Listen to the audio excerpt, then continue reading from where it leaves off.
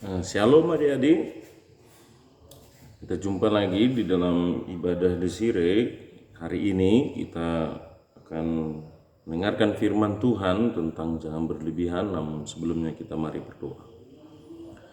Bapa dalam sorga, inilah kami Tuhan, kami sangat bersyukur jika hari ini Tuhan menyertai kami.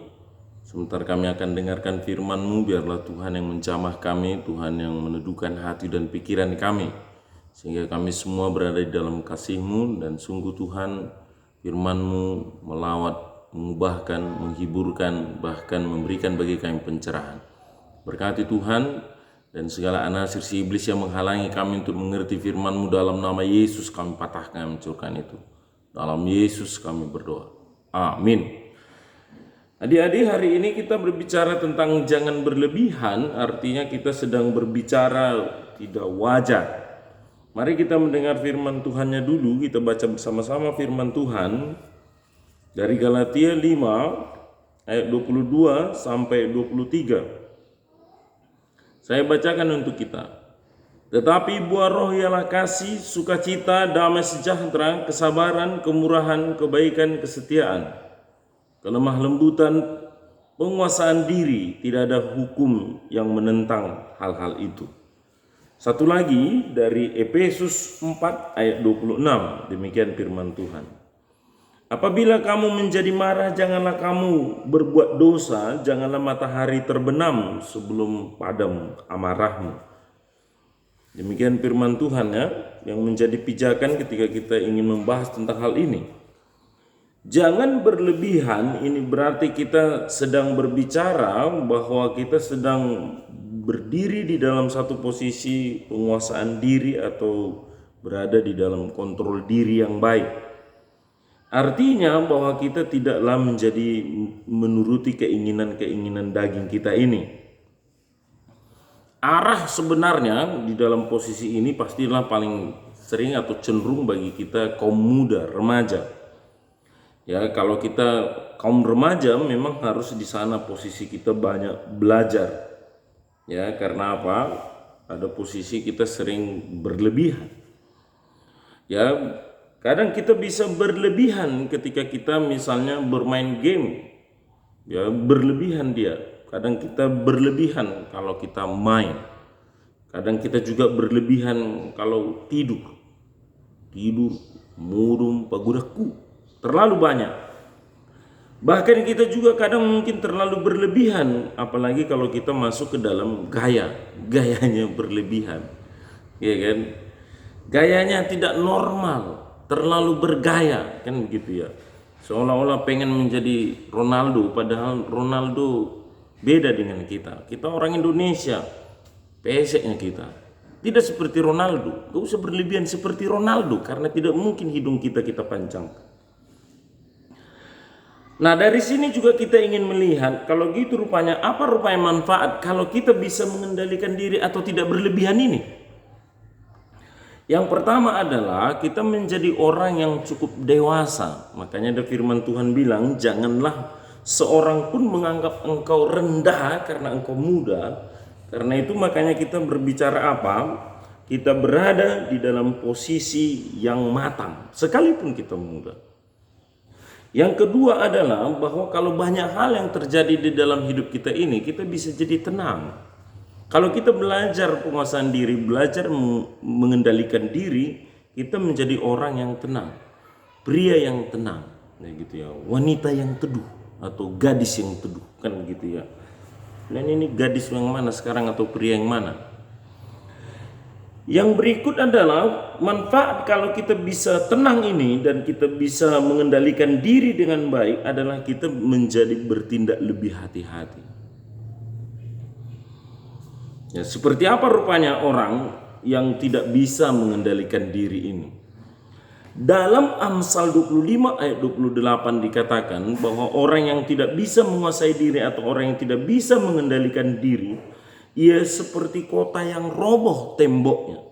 Kalau udah roboh temboknya, maka dia tidak punya perlindungan lagi. Dia tidak punya harga diri lagi. Karena kalau di zaman Israel, di zaman waktu itu, bangsa Israel sedang ada, mereka kalau ada temboknya itu berarti bicara harga diri.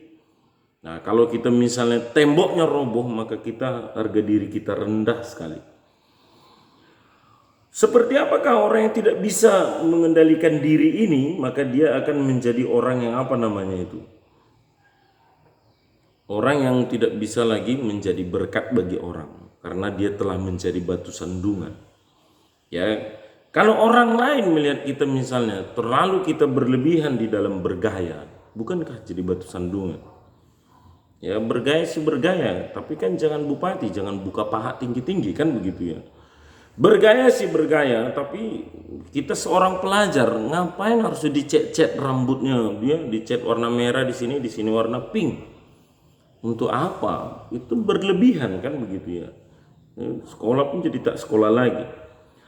Yang berikut adalah ingin kita melihat apa? Ada posisi rupanya di dalam posisi menguasai diri itu seperti apa rupanya? Yaitu yang pertama adalah bahwa kita ini di dalam penguasaan diri harus membuat satu dasar yang kokoh. Kenapa kita tidak bisa mengendalikan diri? Kenapa kita tidak bisa menguasai diri? Adalah karena tidak tenangnya, tidak pasnya di dalam posisi dasar-dasarnya. Dalam 2 Petrus 1 ayat 5 dan 6, di sana berbicara jika kita ingin mengendalikan diri atau ketika kita ingin menjadi orang yang menguasai diri, adalah kita buat dasar yang kokoh iman. Yang berikut adalah kita buat dasar yang kokoh adalah bajik, berbuat baik. Dasar berikutnya adalah tentang pengetahuan. Jadi kenapa tidak bisa mengendalikan diri adalah karena juga orang yang tidak beriman. Mengapa tidak bisa mengendalikan diri adalah orangnya juga karena tidak ada pengetahuan. Apa rupanya itu? Tentang iman itu, tentang kebajikan itu, dan tentang pengetahuan itu. Ada dari 1 Titus 1 ayat 7 dan 8 dibicarakan di sana bahwa dasar-dasar untuk penguasaan diri itu adalah kita tidak angkuh, tidak orang pemberang, tidak pemarah, tidak serakah, dan suka kita berbuat baik, maka kita dikenal orang yang saleh. Sehingga pijakan iman itu atau pijakan kalau kita ingin menguasai diri atau mengendalikan diri adalah kita sedang meletakkan diri kita di tangan kuasa Tuhan, beriman kepada Yesus Kristus. Jadi kalau belum di dalam Tuhan memang maka susah dia mengendalikan diri. Ya, kalau dia imannya masih terus dalam kegelapan, dalam dosa terus, dalam keserakahan dan kedagingan terus, dia tidak akan bisa mengendalikan diri. Penguasaan diri dimulai daripada datanglah kepada Yesus Kristus. Kontrol diri yang paling baik adalah dimulai ketika kita dilawat Tuhan lahir baru. Maka sudahkah Yesus menjadi Tuhan dan Juru Selamatmu? Sudahkah engkau menyerahkan hidupmu kepada Tuhan? Karena kalau emosi kita begitu banyak sekali dan itu susah dikendalikan adalah karena Kristus tidak ada di dalam hatimu. Tapi kalau Kristus yang menguasai hatimu, maka dia akan meneduhkan di sana sehingga kita bisa akan mengendalikan diri. Karena kalau kita masih di dalam dunia ini, masih di dalam satu hamba dosa, hamba dunia ini, maka kita lebih memanjakan keinginan daging kita. Apa itu? Keinginan mata. Apa itu? Keangkuhan hidup. Makanya kalau kita masih di dalam dosa atau kita belum anak Tuhan, kalau lewat cewek saksi, ya, kita akan melihatnya begini.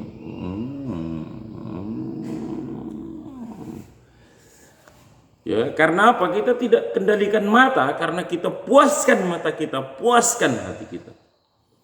Tapi kalau orang sudah di dalam Tuhan, Yesus Kristus, darah Yesus itu menjamah, melawat dia. Kalau ada orang seksi, bahkan kita akan bilang, waduh, ini harus kita tutup. Ini harus kita doakan. Itu ketika hati kita sudah diubahkan oleh Tuhan, sehingga kita bisa mengendalikan diri. Maka datanglah kepada Yesus. Yang berikut adalah ingin kita melihat apa? Bahwa ada peringatan akan hal ini dari 1 Petrus 4 ayat 7. Mari coba kita membaca 1 Petrus 4 ayat 7. Dikatakan di sana, Kesudahan segala sesuatu sudah dekat, karena itu kuasailah dirimu. Jadilah tenang supaya kamu dapat berdoa. Jangan kita mengira bahwa kalau orang terlalu berlebihan dalam hidup ini, segala sesuatu selalu berlebih. Ya, tidak bisa kendalikan marah sesukanya. Apa kalian suka juga marah sama orang tua, memaki orang tua, marah kepada kawan, berkelahi karena tidak bisa mengendalikan diri. Ingatlah bahwa firman Tuhan bicara dari 1 Petrus 4 ayat 7. Sebenarnya segala sesuatunya sangat dekat dengan kesudahan. Orang yang tidak bisa mengendalikan diri, lalu dia misalnya naik kereta, naik sepeda motor, dia balap-balap, dia suka-sukanya di jalan itu. Ingat, dia sangat dekat dengan kematian. Dia akan guling-guling di jalan, dia cium itu aspal. Maka dari sana kita berbicara apa? Orang yang di dalam Tuhan harus sungguh-sungguh memang memiliki dasar-dasar itu tadi. Apa itu? Marilah kita beriman. Yang kedua apa? Mari pengetahuan. Kalau kita pengetahuan kita rendah, memang kita akan main hajar saja. Kita akan balap-balap biar dan kita tidak tahu risikonya. Tapi kalau kita pelajari risikonya, kita tidak akan berlebihan. Main game juga begitu. Kalau pengetahuan kita cukup bagus tentang mata kita ini, pengetahuan kita bagus tentang emosi kita ini, mungkin kita tidak akan terlalu bermain game berlarut-larut. Ya, kalau orang sudah candu game, coba tanya sama dia setelah dia main game itu candu sekali dia bermain game, barusan dia main game dimatikan, lalu tanya benarkah ada Tuhan atau tidak, dia akan jawab dengan bingung. Di manakah Allah? Di manakah Yesus? Adakah Yesus di dalam main game? Ya. Kalau orang suka dugem-dugem larut-larut dan tidak mau belajar, misalnya ketika dia hanya keluyuran saja, bermain-main saja dan tidak peduli tentang dirinya, tentang masa depannya, dan dia habiskan waktunya hanya untuk bermain saja, mari tanya, sebenarnya masa depannya sedang cerah atau suram? Tapi kalau dia sudah tahu bahwa ke depan dia harus memiliki sesuatu, dia punya cita-cita, dia punya harapan di depan, maka dia akan kendalikan dirinya dengan baik. Karena apa? Tidak mungkin dia kejar masa depan yang suram. Sama seperti kalau juga tentang makanan. Kalau dia tidak tahu ada bahaya kolesterol, kalau tidak tahu dia bahaya kanker, mungkin dia akan berlebihan makan. Ya lahap saja itu lama-lama. Ya, kalian yang remaja pemuda, kalau nggak bisa kendalikan diri, lalu kalian hanya makan jajanan-jajanan itu yang ada isinya aspartam itu, kadang ada pewarna-pewarna di jajanan-jajanan itu ya, dari sintetis itu. Ya, jadi ada posisi kita akan apa? Penyakit kanker menghantui. Jadi kalau kita punya pengetahuan memang dengan posisi itu, kita akan berhati-hati memakan sesuatu. Tidak berlebihan. Ya, makanya kalau makan dikatakan apa itu? Berhentilah sebelum kenyang, bukan sampai sekenyang-kenyangnya. Nah, akhirnya apa? Mok maibana, merdala pemaul, kan begitu ya. Nah, kalau begitu bagaimana kita supaya bisa mengendalikan diri ini? Mari coba kita membaca dulu. Kita baca bersama-sama dulu 2 Timotius 4 ayat 5. 2 Timotius 4 ayat 5. Mari sama-sama kita baca dulu ini. Ini pijakannya bagaimana caranya supaya kita bisa menguasai diri. Kita baca sama-sama. Tetapi kuasailah dirimu dalam segala hal, sabarlah menderita, lakukanlah pekerjaan pemberitaan Injil, dan tunaikanlah tugas pelayanan. Bagaimana caranya? Yang pertama dari ayat ini berarti kita ingin tahu apa itu kuasai dirimu. Apa itu? Berpikir dulu baru berkata-kata. Jadi kalau kita marah misalnya, pikirkan dulu kalimat apa yang mau ucapkan. Supaya apa? Kita tidak sedang berbicara bahwa kita semua kata bisa ucapkan. Ya, segala apa misalnya ya, kita katakan hewan binatang dalam mulut kita ini. Kalau kita pikirkan dulu, maka kita akan berbicara, benarkah yang kucapkan ini sesuatu yang membangun, memotivasi. Kalau kita berpikir ingin menghina orang, mengejek orang, merendahkan orang, bukankah dampaknya nanti dia akan malu, dia akan sakit hati, dia akan benci kepada kita. Jadi pikirkan dulu sebelum berkata-kata. Apalagi kepada orang tua, kepada guru. Ya, jangan lawan itu orang tua, jangan lawan itu guru. Ya, jadi berpikir dulu. Yang berikut adalah dari 2 Timotius 4 ayat 5 ini, maka kita ingin melihat selain penguasaan diri adalah bicara tentang selaraskan hidup kita dengan firman Tuhan. Sehingga keinginan kita selaras dengan firman Tuhan. Ya, kalau sudah itu yang kita kerjakan, maka sebenarnya kita tidak berlebihan, ya. Kalau kita misalnya main game, bisa saja main game, tetapi selaras enggak itu dengan firman Tuhan? Coba Anda main game jam 2 malam, selaras enggak dengan firman Tuhan? Firman Tuhan bilang itu waktu untuk istirahat. Kan enggak selaras lagi, terlalu berlebihan itu. Ya. Selaras tidak ketika kita waktunya sekarang adalah remaja untuk belajar, tetapi ternyata kebanyakan kita hanya dugem, hanya jalan, hanya kesana kesini, meluyur. Dalam posisi itu, dari mana kita mengatakan selaras dengan firman Tuhan? Kecuali Anda seorang penginjil, sehingga kesana kesini. Tapi kalau tidak, berarti apa? Belajar sebenarnya. Yang berikut adalah yang kita lihat bagaimana caranya dalam penguasaan diri adalah kalau bisa kita sedang berbicara melihat keseluruhan atau secara apa yang kita mau kerjakan itu secara holistik kita lihat. Sehingga kalau kita ingin marah, lihat secara menyeluruh. Marah di mana? Coba kalau Anda marahi orang tua di tempat umum, bukankah malu sekali itu orang tua? Apalagi kita merepet marah dengan luar biasa.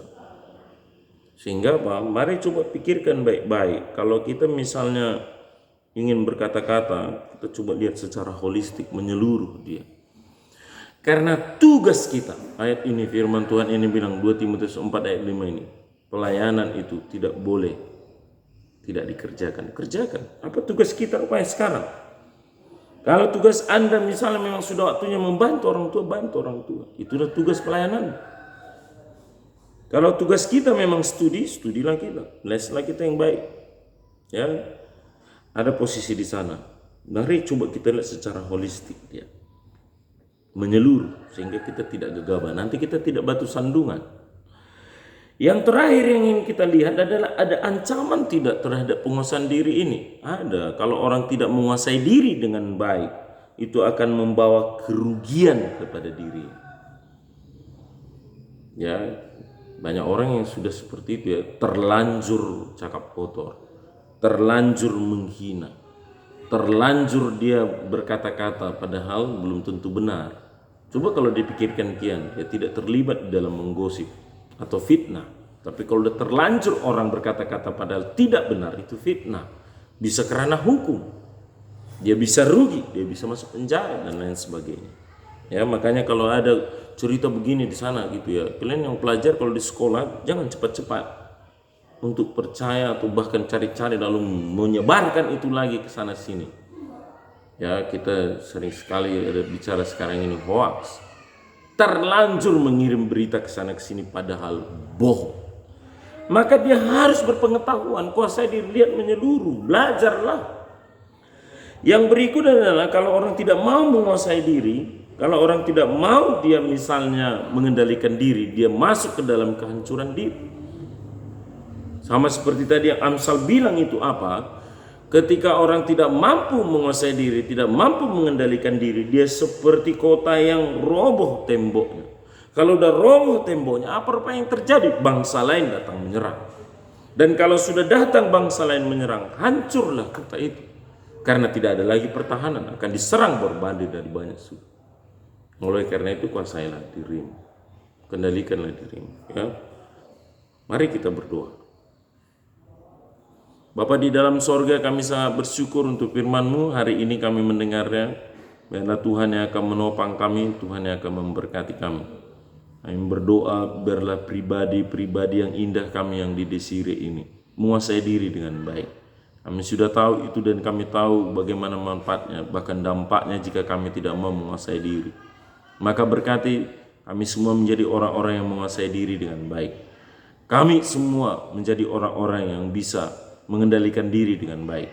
Ketika berhadapan dengan teman-teman, yang mungkin mengecewakan kami, mengejek, menghina kami. Kami berhadapan dengan orang tua yang mungkin sulit mengerti kami atau kami sulit mengerti orang tua. Berkati kami bisa mengendalikan diri kami, mengendalikan lidah kami, mengendalikan mata kami, mengendalikan emosi kami, supaya kami menjadi berkat dan bukan menjadi batu sandungan. Terima kasih untuk firman-Mu Tuhan. Terpujilah nama-Mu. Dalam Yesus Kristus kami berdoa. Amin.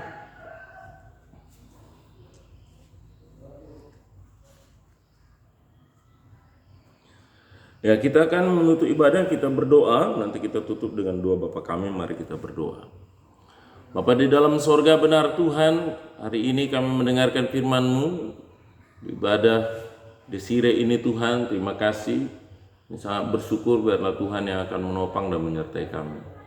Kami berdoa supaya Tuhan yang akan menopang seluruh pelayanan secara khusus di Sire ini dan EPDPA. Tuhan memberkati, Tuhan menopang, dan kami pertaruhkan bertang kuasa-Mu yang akan terus menyertai pelayanan. Berkati juga kami semua supaya kami rajin dan kami mau meletakkan diri kami dengan baik ketika kami menjadi murid, menjadi anak-anak yang dibina di Desire ini. Berkati Tuhan, studi kami, belajar kami pertaruhkan terus ke tangan pengasihan-Mu. Berkati kami terus bertumbuh dalam Tuhan, berkati seluruh orang tua yang bekerja, biarlah Tuhan menopang mereka juga. Terima kasih Tuhan. Mari kita berdoa, doa Bapa kami. Bapa kami di sorga, dikuduskanlah nama-Mu. Datanglah kerajaan-Mu. Jadilah kehendak-Mu di bumi seperti di sorga. Berikanlah kepada kami pada hari ini makanan kami yang secukupnya. Dan ampunilah kami akan kesalahan kami, seperti kami juga mengampuni orang yang bersalah kepada kami. Dan janganlah membawa kami ke dalam pencobaan, tetapi lepaskanlah kami daripada yang jahat. Karena Engkaulah yang punya kerajaan dan kuasa dan kemuliaan sampai selama-lamanya. Amin.